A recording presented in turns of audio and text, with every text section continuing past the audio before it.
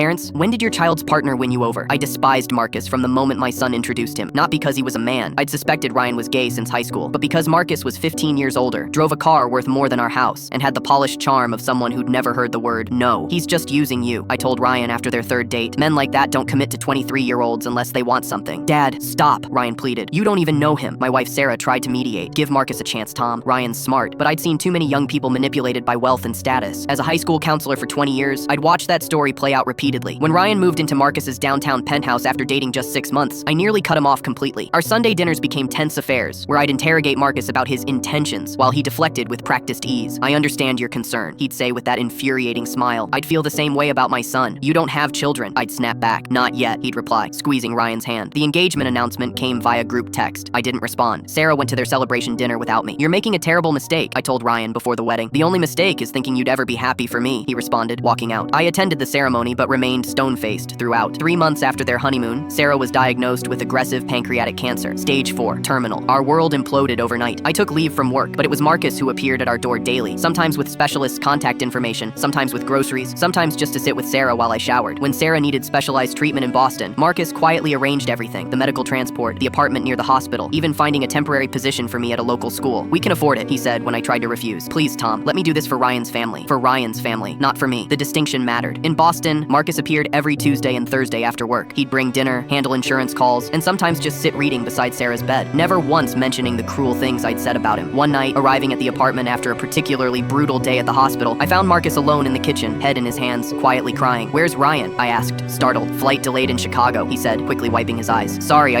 Sarah reminded me of my mother. Same laugh. She died from breast cancer when I was 15. The practiced charm was gone. For the first time, I saw just a man, grieving, vulnerable, human. She liked you from the start, I admitted, sitting across from him. She's easy to like back, he said simply. When Sarah died 3 months later, it was Marcus who helped me write the obituary when words failed me. Marcus who coordinated with the funeral home while Ryan fell apart. Marcus who sat beside me at the service, passing tissues without comment. After the funeral, going through Sarah's things, I found a letter she'd written me. Among her final thoughts, Marcus loves our son the way you loved me. Completely. See it before it's too late. 6 months after we lost her, Ryan and Marcus invited me to dinner. I arrived to find them nervous, exchanging glances throughout the meal. We wanted to talk to you first, Ryan finally said, before telling anyone else. We're adopting, Marcus said. A baby girl. She'll be born in May. We'd like her to call you Grandpa, Ryan added, his voice uncertain. I looked at Marcus, really looked at him, and saw not the polished predator I'd invented, but the man who had held our family together when I couldn't. The man who loved my son enough to endure years of my suspicion without complaint. I'd be honored, I managed to say. Marcus reached across the table and squeezed my hand. Sarah would have been an amazing grandmother, he said softly. She would, I agreed, but she'd be happy knowing her granddaughter has 2 fathers who love each other the way we did. And for the first time since losing her, I felt Sarah's approval wash over me.